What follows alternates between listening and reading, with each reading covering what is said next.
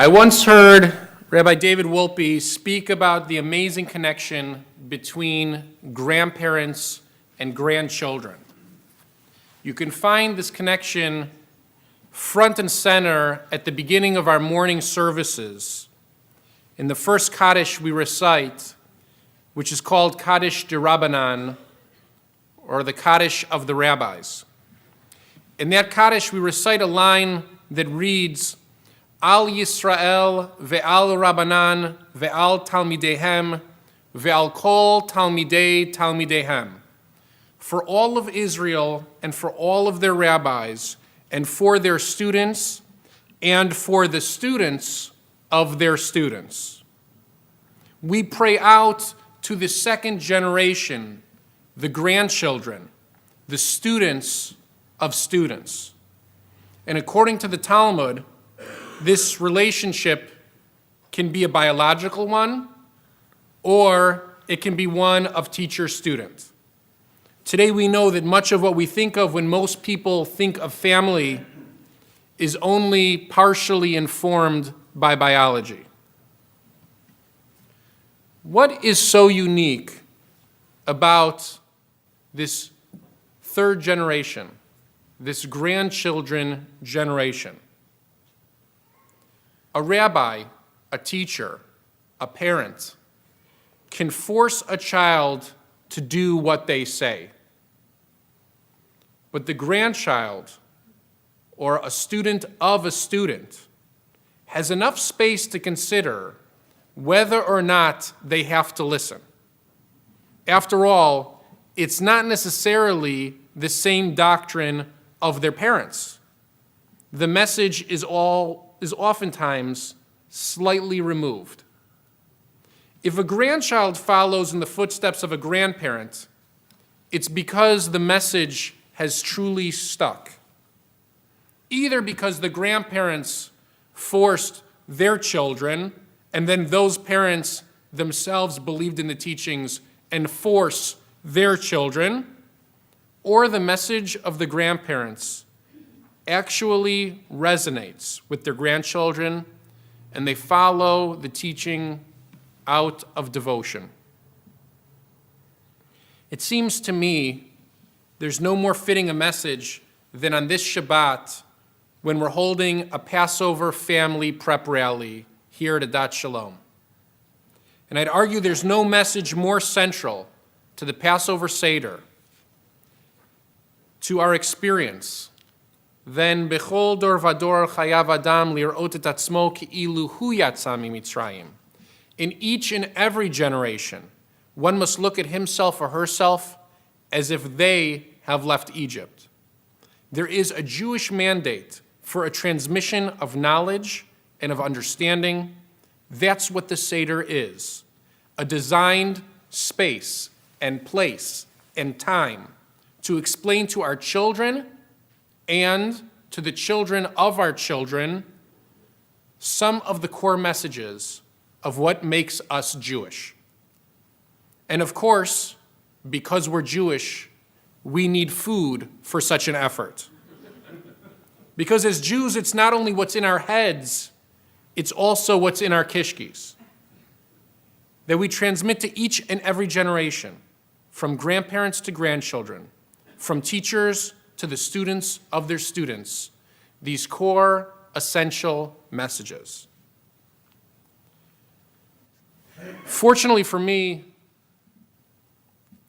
I've had grandparents that I've admired throughout my life.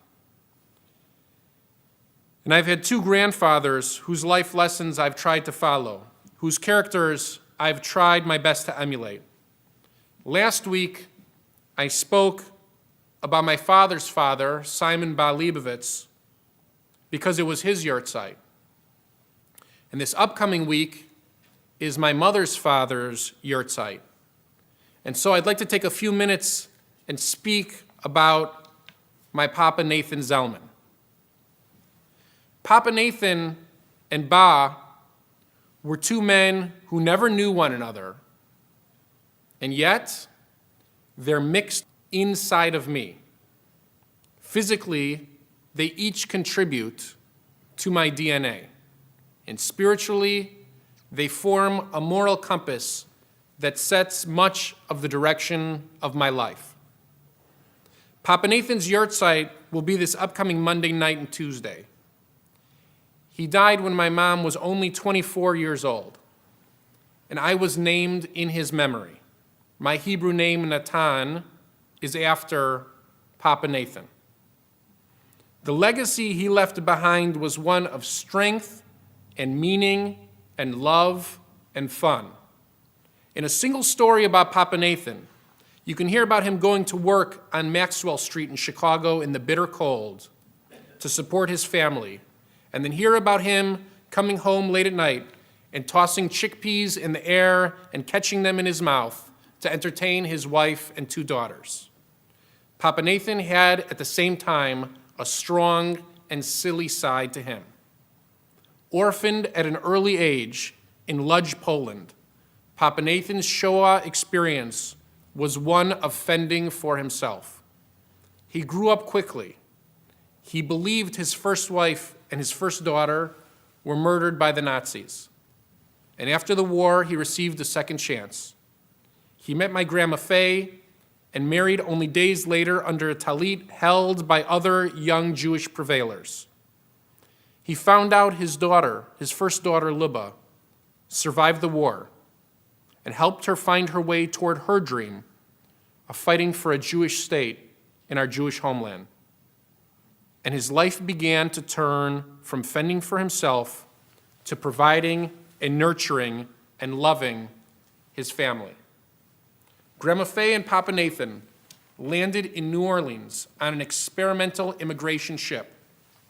They had a baby daughter, my aunt, and only few possessions.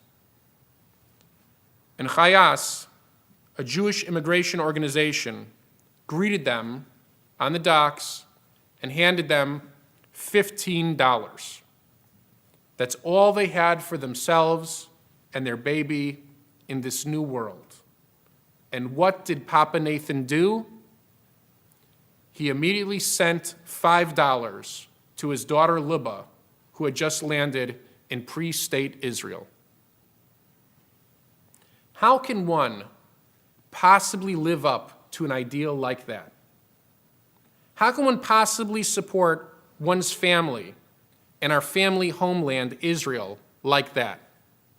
Because today, when we read about billionaires making donations to Israeli institutions, it's so important and it's so inspiring, and I'm so grateful.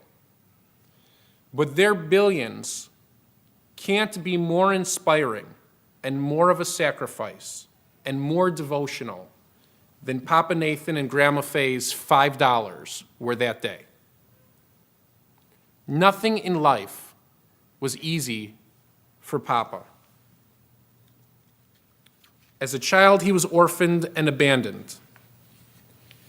As a young adult, he suffered through unimaginable horrors. He lost his wife and believed that he also lost his daughter. And then, after marrying my Grandma Faye and being gifted with a second chance, he had 2 daughters, and then lived in a home in which he was never allowed to watch sports on TV.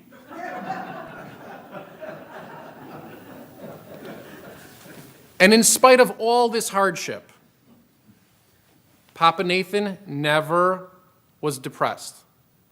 He always maintained a good disposition, and he gifted us with a sense of family, especially generosity for family. His daughter Luba married Moshe Lachman, and they helped fight for Israel's independence. And it's their children and grandchildren who we visit when we're in Israel.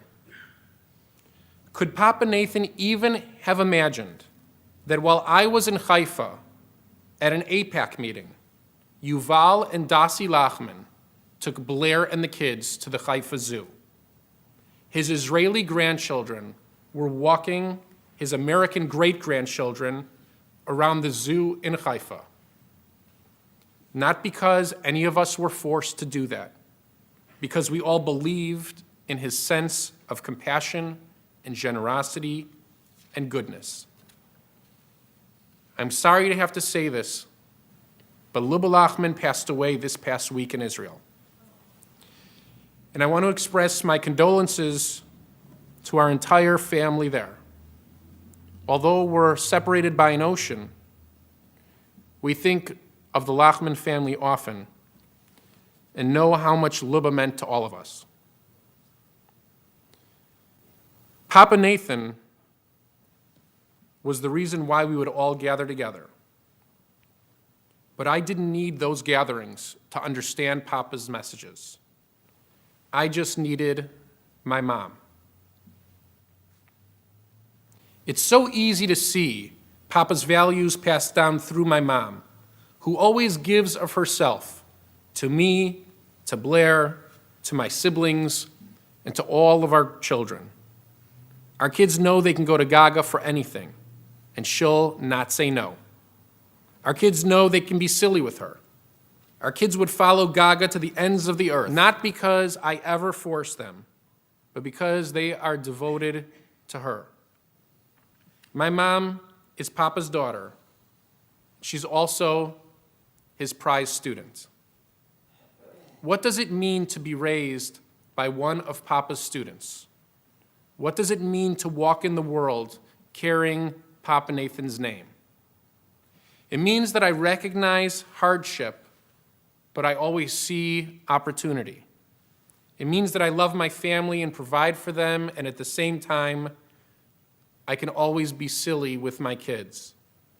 It means that I too possess the talent to catch food in my mouth. It means that I look at the Jewish people and I see one large extended family that requires more understanding, more compassion, and more generosity with each and every passing year. So this Passover, when we're sitting around the table surrounded by family, biological or spiritual family, don't just read the Haggadah with your face down, with your eyes down, not looking at the ones around the table. Listen to what your family has to say, how they say it, what pains them, what makes them laugh. Consider how you can help them. What is the $5 we can afford to invest in those we love the most this year? And if you listen well and you actually reach out and help, you have the chance of scratching the surface of being like Papa Nathan. I don't emulate Papa Nathan because my parents force me. I follow his path because I believe in it, because I love him. I see him in my mom's eyes whenever she talks about him. His life inspires all of us to be better, to work harder, to give more, to love one another, and to love Israel more. I hope that when he looks at me, he's proud of what his name became. May the memory of Papa Nathan Zelman, Natan ben Shalom Veliba, be a blessing for all who loved him and for the entire Jewish world.